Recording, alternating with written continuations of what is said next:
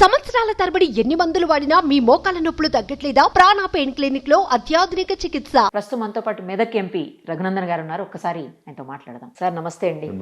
కవిత గారి బెయిల్ కావాలని చెప్పేసి మీరంటే వాట్ ఐ మీన్ బీజేపీ వాళ్ళే చేయించారు. అంతకుముందు బీజేపీ వాళ్ళే అరెస్ట్ చేయించారు. ఇప్పుడు బీజేపీ వాళ్ళే బెయిల్ వచ్చేలా చేశారు. మీరు వాళ్ళు కలిసిపోయారు, ములాఖత్ అయ్యారు కాబట్టి బెయిల్ వచ్చిందని చెప్పేసి కొంతమంది మాట్లాడుతూ ఉన్నారు. అసలు బెయిల్ ఇంత లేట్ అవడానికి కూడా కారణం ఏమనుకోవచ్చు సార్? ఇప్పుడు నాలుగకు నరం లేదని ఏది పడితే అది మాట్లాడేటోళ్ళు చాలా మంది ఉంటారు. So I don't want to go in to all those topics. But నేను రెండు విషయాలు మాత్రం తెలంగాణ సమాజం ముందు ఉంచదలుచుకున్నా, చాలా స్పష్టంగా చెప్పదలుచుకున్నాను. నేను భారతీయ జనతా పార్టీకి కవిత అరెస్ట్కి సంబంధం లేదు. ఒక ఏజెన్సీ, ఒక ఇన్వెస్టిగేటింగ్ ఏజెన్సీ కవిత గారిని అరెస్ట్ చేసింది. అదే ఇన్వెస్టిగేటింగ్ ఏజెన్సీ మనీష్ సిసోడియా గారిని అరెస్ట్ చేసింది. అదే ఇన్వెస్టిగేటింగ్ ఏజెన్సీ కేజ్రీవాల్ గారిని కూడా అరెస్ట్ చేసింది. ఇంకా చాలా మందిని అరెస్ట్ చేసింది. ఇంతకుముందు కదా ఆ ఇన్వెస్టిగేటింగ్ ఏజెన్సీ సోనియా గాంధీ గారికి నోటీసులు ఇచ్చింది, రాహుల్ గాంధీ గారికి నోటీసులు ఇచ్చింది. అనేక మంది కాంగ్రెస్ పార్టీ అధికారంలో ఉన్నప్పుడు కూడా అదే ఏజెన్సీ కాంగ్రెస్ వాళ్ళని అరెస్ట్ చేసింది, పక్క పార్టీ వాళ్ళని అరెస్ట్ చేసింది. It is an investigating agency. అది నరేంద్ర మోడీ గారి మానస పుత్రిక కాదు. సిబిఐ అనేది నరేంద్ర మోడీ గారు వచ్చిన కొత్త డిపార్ట్మెంట్ కాదు. ఈడీని కొత్తగా నరేంద్ర మోడీ గారు గుజరాత్లో తయారు చేసి ఢిల్లీకి తీసుకురాలేదు. So these are all existing institutions as per the constitution written by honourable doctor BR Ambedkar. భారత రాజ్యాంగం నిర్మించినటువంటి అనేక రకాలైనటువంటి ఇన్స్టిట్యూషన్స్లో సిబిఐ ఒకటి, ఈడీ ఒకటి. అప్పుడు ఉన్నటువంటి పాలకులు తెచ్చిండ్రు. ఎందుకు తెచ్చిర్రు అనేది నేను క్వశ్చన్ చేస్తానండి. తెచ్చిండ్రు, దానికి శాంక్టిటీ ఎలా లేదు అంటున్నారు.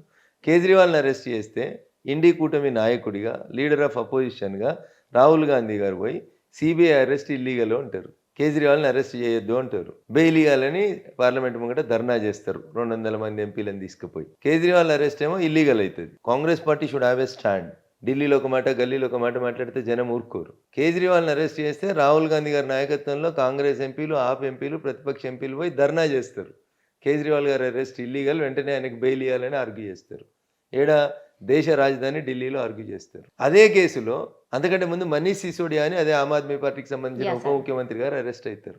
అప్పుడు ఇదే వాదన వినిపిస్తారు. ఆప్ ఆద్మీ అంటే ఇండి కూటమిలో ఉన్న వాళ్ళు అరెస్ట్ అయితే ఒక న్యాయం, ఇండి కూటమిలో ఎన్డీఏ కూటమిలో లేక బయట ఉన్న వాళ్ళు అరెస్ట్ అయితే ఇంకొక న్యాయాన్ని ఎట్లా జస్టిఫై చేస్తారనేది ఒకటి ఆలోచించాలి ప్రజలు. Kejriwal arrest illegal, Manish Sisodia arrest illegal, then how you will justify the arrest of Kavitha? ఇది Congress party should answer it. This is the basic question. రెండోది, అదే ఈడీ ఇదే రాహుల్ గాంధీని పిలిచిందా, పిలవలేదా? అదే ఈడీ ఇదే సోనియా గాంధీని పిలిచిందా, పిలవలేదా? మరి వీళ్ళిద్దరిని అరెస్ట్ చేయలేదు కదా. వీళ్ళని కూడా 4-5 సార్లు పిలిచి పొద్దుగాల నుంచి సాయంత్రం దాకా ఇంగ్లీష్ పేపర్లో అయితే Sonia was grilled by ED అని రాసిర్రు. మరి ఏడ గ్రిల్ చేసిందో? మేడం మంచిగానే ఉంది, రాహుల్ గాంధీ మంచిగానే ఉన్నాడు, గ్రిల్డ్ బై ద ఈడీ అన్నారు. మరి వాళ్ళని అరెస్ట్ చేయలే అనుకుందాం ఒక్క నిమిషానికి. అంటే సోనియా గాంధీని, రాహుల్ గాంధీని అరెస్ట్ చేయకుండా బీజేపీ చెప్పి అరెస్ట్ చేయకుండా కాపాడిందా? First you admit it. మా అమ్మను ఈడీ ఆఫీస్కి పిలిస్తే నేను పోయి నరేంద్ర మోడీ గారిని బతిలాడుకున్నా అరెస్ట్ చేయకమని.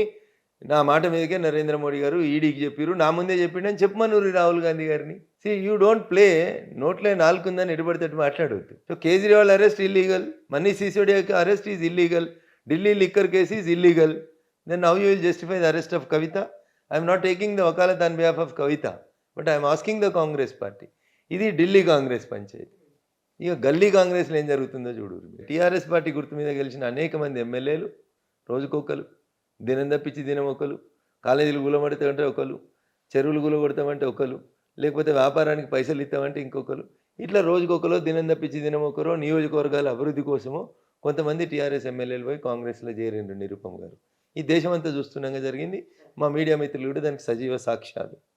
ఏ ఒక్క కాంగ్రెస్ ఎమ్మెల్యేనన్నా రాజీనామా చేసిండా? ఆఖరికి దానం నాగేందర్ అనేటువంటి టీఆర్ఎస్ పార్టీ గుర్తు, కారు గుర్తు మీద గెలిచిన ఎమ్మెల్యే సికింద్రాబాద్ నుంచి ఎంపీగా పోటీ చేస్తే కూడా, నిరుపమ్ గారు ఎంపీగా పోటీ చేస్తే కూడా, కారు గుర్తు మీద గెలిచిన ఒక ఎమ్మెల్యే చెయ్యి గుర్తు మీద ఎంపీగా పోటీ చేస్తే కూడా రిజైన్ చేయలేదు నిరుపమ్ గారు. చేసిర్రా? దాదాపు 12, 13, 14 మంది ఎమ్మెల్యేలు కారు గుర్తు మీద గెలిచిపోయి ఇలా ఏడగుస్తున్నారు, చెయ్యి గుర్తు సంకన చేరిండ్రు. ఏ ఒక్కడు రిజైన్ చేయలేదు తల్లి నిరుపమ్ గారు. Note this point. కానీ జనంతో సంబంధం లేకుండా కారు గుర్తు మీద గెలవలేదు. కారు గుర్తు చెప్తే రాజ్యసభ సభ్యుడైండు కేశవరావు అనేట ఆయనకు జనం ఓటు వేయలే. ఆయన కారు గుర్తు బీఫామ్ మీద పోటీ చేయలే. బీఆర్ఎస్ చెప్పింది ఇక వీళ్ళు మా రాజ్యసభ సభ్యులు అంటే అందరు గెలిచిరు యునానిమస్గా. అట్లా గెలిచినోడు ఒకడు కేశవరావు. ఏడున్నాడు మేడం ఇలా కేశవరావు? ఎందుకు రిజైన్ చేసిండు కేశవరావు? రాజ్యసభ సభ్యుడైనటువంటి కేశవరావు గారు 1.5 ఏళ్ల టెన్యూర్ ఉండగా ఇండ్లకేళ్ళు అందులోకి ఆయన రిజైన్ చేసిండు. ఆ కండువా కప్పినప్పుడు పక్కన నిలిచినది గౌరవనీయ ముఖ్యమంత్రి రేవంత్ రెడ్డి గారు. కేశవరావు గారు రిజైన్ చేసినప్పుడు 1.5 రాజ్యసభ సభ్యత్వం ఉండి ప్రజల చేత ఓటేయించుకోకుండా కారు గుర్తు మీద గెలవనటువంటి కేశవరావు గారు ప్రత్యక్ష ఎన్నికల్లో గెలవని కేశవరావు గారు అర్జెంటుగా రిజైన్ చేసిండు. ఏమన్నాడు, నేను నీతికి నిజాయితీకి విలువల కట్టుబడి ఉన్న పార్టీలో పోతున్న కాంగ్రెస్లకి, కాబట్టి నేను రిజైన్ చేస్తున్నా అన్నాడు. సంతోషం. మరి అదే రోజు ఈ పక్కనున్న రేవంత్ రెడ్డి గారు, ఆ పక్కనున్న మల్లికార్జున ఖర్గే గారు, మిగతా ఈ కాంగ్రెస్లో చేరినటువంటి ఎమ్మెల్యేలు అందరితో కూడా రిజైన్ చేయించేసి రాహుల్ గాంధీ అని ఎథిక్స్కి విలువలకు కట్టుబడి ఉంటే బాగుంటుండే కదా. చేయించలేదు. కేశవరావు ఎపిసోడ్ని గమనించాలి. తెలంగాణ సమాజానికి నా సవినయమైనటువంటి విజ్ఞప్తి. వీళ్ళకేమో ఇంకా 4.5 ఏళ్ళు ఉన్న ఎమ్మెల్యేలేమో రిజైన్ చేయరు. ఈడ నీతి నిజాయితీ విలువలు అనేటివి ఉండవు.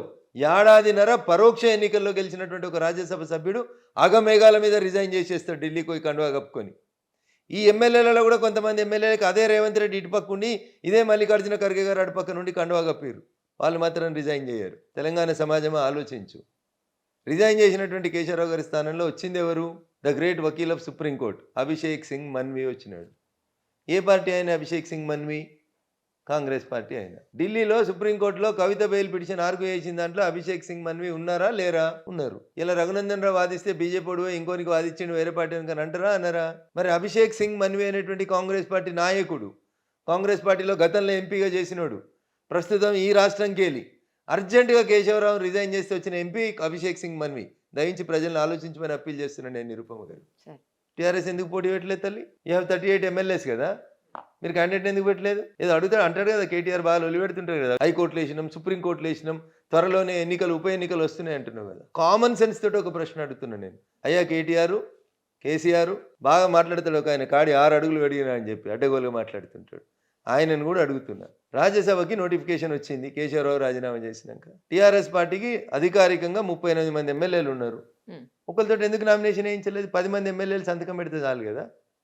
ఏపిస్తే ఓటింగ్ జరుగుతుండే. ఓటింగ్ జరిగితే పార్టీ మారినటువంటి బీఆర్ఎస్ ఎమ్మెల్యేలు ఎవరు ఓటేసిర్రు అనేది తెలుస్తుండే. మీరు విప్ ఇద్దురు, మీ విప్పును ధిక్కరించి వాళ్ళు ఓటేస్తే it విడ్ be an added evidence. అసెంబ్లీలో జరిగినటువంటి ఒక ఎన్నికల ప్రక్రియలో కారు గుర్తు మీద గెలిచినటువంటి ఎమ్మెల్యేలు పోయి చెయ్యి గుర్తునికి ఓటేసిర్రు రాజ్యసభకి అని చెప్పి మా విప్పును ధిక్కరించిండ్రు అంటే స్పీకర్ నిర్ణయం తీసుకుంటున్నావు తీసుకోకపోతున్నావు. మీరేమంటారు? మా ఎమ్మెల్యేలను చేర్చుకుంటారు, దొంగతనంగా రిజైన్ చేయించుర్రు అంటున్నావు. ఇంతకంటే మంచి ఆధారం ఏం దొరుకుతుండే కేసీఆర్ నీకు? ఎందుకు క్యాండిడేట్ను పెట్టలే రాజ్యసభలో? అభిషేక్ సింగ్ మన్వి పోటీ చేసిన రోజు బీఆర్ఎస్ పార్టీ రాజ్యసభ సభ్యునిగా 38 మంది ఎమ్మెల్యేలు ఉన్నారు. గెలుస్తాం ఓడతాం తర్వాత పెట్టి నీ మందల గెలిచి పక్క మందల పోయి దొంగతనం చేసినటువంటి టీఆర్ఎస్ ఎమ్మెల్యేలని డిస్క్వాలిఫై చేయించేందుకు ఎందుకు ప్రయత్నం చేయలే? అందుకని నేను తెలంగాణ ప్రజల్ని మేధావులను ఆలోచించమంటున్నా. అంటే దీని వెనకాల కాంగ్రెస్ టీఆర్ఎస్ అంతర్గతంగా మ్యాచ్ ఫిక్సింగ్ కనబడతలేదా నిరుపమ గారు? 4.5 ఏళ్ళు ఉన్న ఎమ్మెల్యేలు ఒక్కడు రిజైన్ చేయడు. ఏడాదిన్నర ఉన్న కేశవరావు గారు మాత్రం అర్జెంటుగా రిజైన్ చేస్తాడు. నీతి నిజాయితీ విలువలు ఎథిక్స్గా గుర్తొచ్చినాయి. ఐ అప్రిషియేట్ కేశవరావు గారు. కానీ ఆడ కండువా కప్పిన రోజున్న రేవంత్ రెడ్డి మల్లికార్జున ఖర్గే గారు ఈ 4.5 ఏళ్ళు ఉన్న 12, 14, 15 ఎంతమందిని చేర్చుకోరు? అంతమందిని ఎందుకు డిస్క్వాలిఫై రిజైన్ చేపియలేదు? వాళ్ళు చేపియలేదు. వాళ్ళకి సరే వాళ్ళ అవసరం వాళ్ళు చేపియలే. వీళ్ళు ఏం చేసిర్రు అంటున్న బీఆర్ఎస్ వాళ్ళు 80,000 పుస్తకాలు చదివిన గౌరవనీయులు మాజీ ముఖ్యమంత్రి చంద్రశేఖరరావు గారికి రాజ్యసభ ఎన్నికలలో కేశవరావు గారు రిజైన్ చేసిన మీ స్థానం అది. కేశవరావు గారు రిజైన్ చేసిన స్థానంలో అభిషేక్ సింగ్ మన్వి అనే ఒక కాంగ్రెస్ లీడర్ పోటీ చేస్తున్నప్పుడు నీ పార్టీ గుర్తు మీద గెలిచి పార్టీ మారిన ఎమ్మెల్యేని దొంగలుగా సమాజం ముందు నిలబెట్టడానికి, వీళ్ళంతా మాకు వ్యతిరేకంగా ఓటేసారు కాబట్టి వీళ్ళని డిస్క్వాలిఫై చేయమని అడగడానికి ఇంతకంటే మంచి అవకాశం ఏముంటుంది కేసీఆర్ గారు? దీని వెనకాల మ్యాచ్ ఫిక్సింగ్ లేదా? కేశవరావు రిజైన్ చేస్తాడు, అభిషేక్ సింగ్ మన్వి వస్తాడు. అభిషేక్ సింగ్ మన్వి మీద బీఆర్ఎస్ పార్టీ అన్ని అవకాశాలను కూడా అభ్యర్థిని పెట్టేది. What is the logic? ఇంత అమాయకులు అనుకుంటారా తెలంగాణ వాళ్ళు? చీకట్ల దొంగ పోలీసు ఇద్దరు కలిసి నాటకం ఆడితే జనానికి అర్థం కాదనుకుంటారా ఏంది? అభిషేక్ సింగ్ మన్వి కాంగ్రెస్ వాడు కాదని చెప్పుండ్రి. అభిషేక్ సింగ్ మన్వి కవిత బెయిల్ పిటిషన్ ఆర్గ్యూ చేయలేదని చెప్పుండ్రి. అదే రఘునందన్ భాయ్ కవిత బెయిల్ పిటిషన్ ఆర్గ్యూ చేస్తే మీరు అని మొత్తం నెత్తి మీద పెట్టి అమ్మేసేద్దరు. బీజేపీ పోయి బీఆర్ఎస్ అని ఆర్గ్యుమెంట్ చేసిండని. మరి కాంగ్రెస్ వాడు ఆర్గ్యూ చేస్తే రాహుల్ గాంధీ ఎందుకు నోరు తిప్పుతలేడు? మనీష్ సిసోడియాకు బెయిల్ వచ్చిన రోజు ఊరేగిరు కదా అందరు కలిసి. మరి మనీష్ సిసోడియాకు బెయిల్ ఎవరు? రాహుల్ గాంధీ చెప్తే వచ్చిందా? బీజేపీ వాళ్ళు చెప్తే వచ్చిందా? కోర్టులను గౌరవించారు, సెబీని గౌరవించారు, పార్లమెంటుని గౌరవించారు, ప్రజల చేత ప్రజల కొరకు ప్రజలే ఎన్నుకున్న ప్రధానమంత్రిని గౌరవించారు. ఈ దేశాన్ని 5.5 దశాబ్దాలు పాలించిన పార్టీ, శతాధిక వృద్ధురాలైనటువంటి కాంగ్రెస్ పార్టీ మీరు ఇంత అన్యాయంగా బిహేవ్ చేస్తూ ఉంటే వాట్ ఈస్ దిస్ నిరుపమ గారు? ఇప్పుడు బీజేపీ చెప్తే కవితకు బెయిల్ వచ్చిందా? కాంగ్రెస్ బీఆర్ఎస్ ఇద్దరు కలిసి డ్రామా ఆడి కవితకు బెయిల్ తెచ్చారా? మీరు జర చెప్పుర్రి. ప్రజలను ఆలోచించమని అడుగుతా ఉన్నా నేను. ఇంతకంటే భయంకరమైన నిజం ఏమైనా ఉంటే చెప్పుండ్రి. ఇంకా సందర్భం వచ్చినప్పుడు చాలా చెప్పాలనుకుంటున్నాను. But the bail was granted by honourable supreme court of this country. ఈ దేశంలో సర్వోన్నత న్యాయస్థానం బెయిల్ ఇచ్చింది. మీరు దాన్ని ఎట్లా తప్పుపడతారు? ఏ సుప్రీంకోర్టు సిసోడియా గారికి బెయిల్ ఇచ్చిందో, ఏ సుప్రీంకోర్టు ఈ దేశంలో అనేక తీర్పులు బీజేపీకి వ్యతిరేకంగా ఇచ్చిందో ఏమన్నారు మీరు? ఎలక్షన్స్ కంటే ముందు ఎలక్టోరల్ బాండ్స్ మీద సుప్రీంకోర్టు జడ్జిమెంట్ అయితే ఆహా ఓహో అని భజన చేసిరు కదా ఢిల్లీలో, మంచి జడ్జిమెంట్ వచ్చిందని. ఆ రోజు అది మంచి జడ్జిమెంట్ ఎట్లయింది, ఈ రోజు చెడ్డ జడ్జిమెంట్ ఎట్లయితుంది నిరుపమ్ గారు? కాబట్టి కొంచెం ఆలోచించమని చెప్తాను నేను. నాలుగున్నది కదా అని ఏది పడితే అది మాట్లాడమంటే నాకంటే మంచిగా ఎవడు మాట్లాడతాడు తల్లి? ఇస్త్రీ ఉతికి సాకలలో బండకు కొడతారు కదా బట్టలు, అట్లా కొట్టి ఇస్త్రీ చేయగలుగుతాను నేను. బట్ ప్రజలు నాకు ఓటేసి గెలిపించి ఒక గౌరవనీయ స్థానం నుంచిరు కాబట్టి గౌరవంగానే అడుగుతున్నా. If there is no understanding, if there is no match fixing between Congress and TRS, Keshavarao గారు ఎందుకు రిజైన్ చేసిరు? ఏడాదిన్నర కోసం అభిషేక్ సింగ్ మన్వి ఎందుకు వచ్చిండు? ఆయన పోటీ చేసిన రోజు టీఆర్ఎస్ క్యాండిడేట్ని ఎందుకు పెట్టలేదు? నీ ఎమ్మెల్యేలు నీకు వ్యతిరేకంగా ఓటేస్తే డిస్క్వాలిఫై చేసే ఒక అవకాశాన్ని నువ్వు ఎందుకు మిస్ అయినావు? ఈ అనుమానాలకి తావు ఇచ్చింది ఎవరు? కాంగ్రెస్, టీఆర్ఎస్. బిడ్డ జైలు ఉంటే అయ్యే చూసినందుకు ఎందుకోలేదు? మాట్లాడితే ఢిల్లీకి పోతావు కదా, మాట్లాడితే పోయి జంతర్ మంతర్ దగ్గర ధర్నా చేస్తావు కదా. జైలు ఉన్న బిడ్డ ఒకే ఒక బిడ్డ ఉంది కదా, నీకు ప్రాణం కదా నీ బిడ్డ, నీకు బిడ్డను చూసినందుకు ఎందుకోలే? ఏం మ్యాచ్ ఫిక్సింగ్ చేసిరు? ఏం తెరనకాల రాజకీయం చేసిరు? కేటీఆర్, హరీష్ రావు ఇద్దరు ఢిల్లీకి పోగానే బీజేపీ వాళ్ళతో పోతున్నారు ఢిల్లీకి అని చెప్తారు.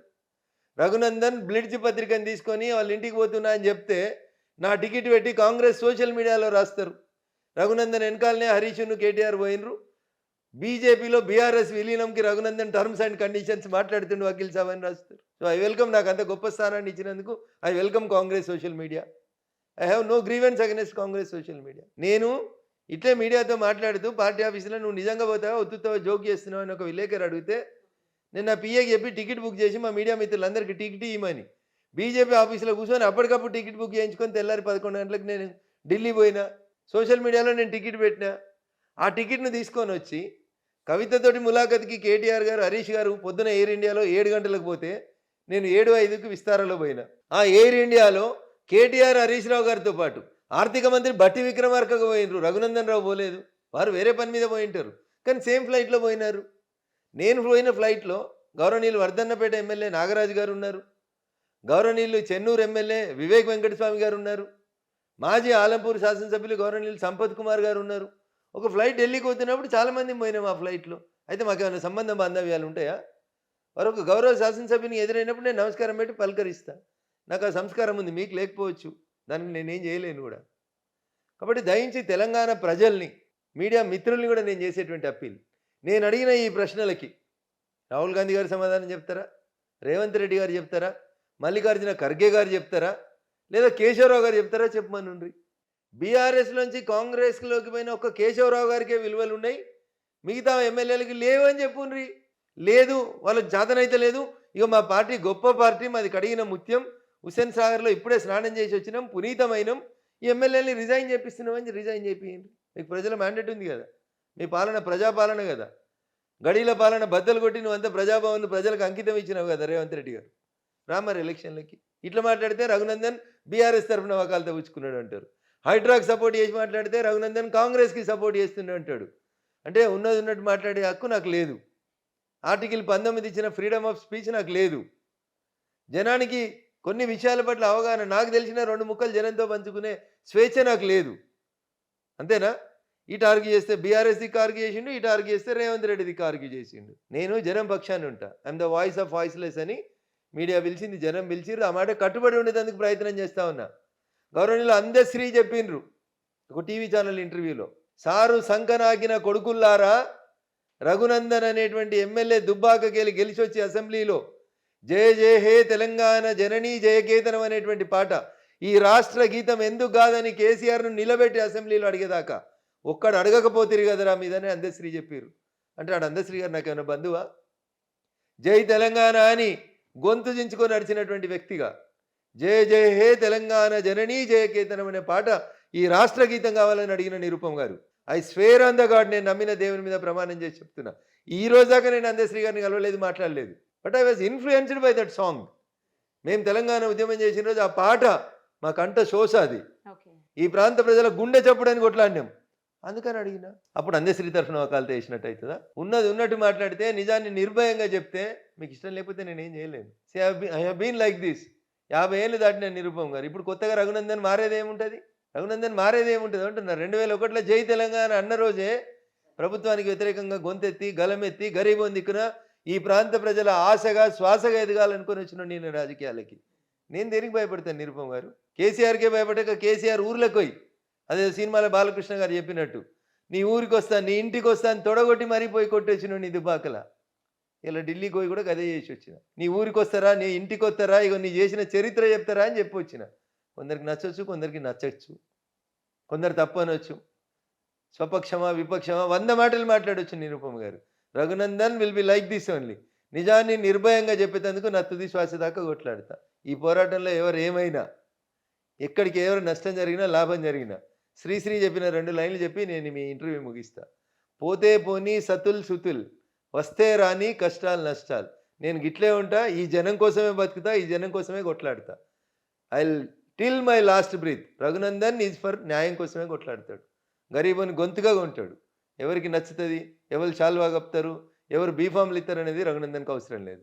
రఘునందన్ జనం పక్షంగానే ఉంటాడు, జనం కోసమే కొట్లాడతాడు. ఒక రిపోర్టర్గా, ఒక టీచర్గా, ఒక వకీల్గా, ఒక రాజకీయ నాయకునిగా నాకున్నటువంటి కొద్దిపాటి విషయ పరిజ్ఞానాన్ని తెలంగాణ సమాజం ముందు ఈ దేశం ముందు ఉంచి బరాబరి దేశం కోసం ప్రజల కోసం కొట్లాడేటువంటి వ్యక్తిగా నిలబడాలనేది నా ఆకాంక్ష. చిరంజీవి గారు అదేదో సినిమాలో చెప్పినట్టు చరిత్రలో నాకు 4 పేజీలు ఉంటే చాలనుకున్నా. నేను ఏ టీవీ ఛానల్ సర్వే చేసినా, ఏ పేపర్ మిత్రుడు రాసినా 17 ఈట్లలో మెదక్ టీఆర్ఎస్ గెలుస్తుందని రాసిన ఆశల్ని అంచనాలని టీఆర్ఎస్ కళలని కళ్ళలు చేసినోనిగా చెప్తా ఉన్నా. నేను మా మెదక్ జిల్లా ప్రజల ఆశగా నిలబడతా అని చెప్తా ఉన్నా. నన్ను గెలిపించిన నా ప్రజలకి అటు దుబ్బాక ఉప ఎన్నికలో ఇటు మెదక్ పార్లమెంట్ ఎన్నికలలో నన్ను గెలిపించి చరిత్రలో నాకు 4 పేజీలు ఇచ్చినటువంటి మా మెదక్ జిల్లా ప్రజానీకానికి నా చివరి రక్తం బొట్టు దాకా పనిచేస్తాను. Thank you Nirupama. సుమన్ టీవీలో మీ పర్సనల్ అండ్ బిజినెస్ ప్రమోషన్స్ కోసం కింది నెంబర్కి కాంటాక్ట్ చేయండి.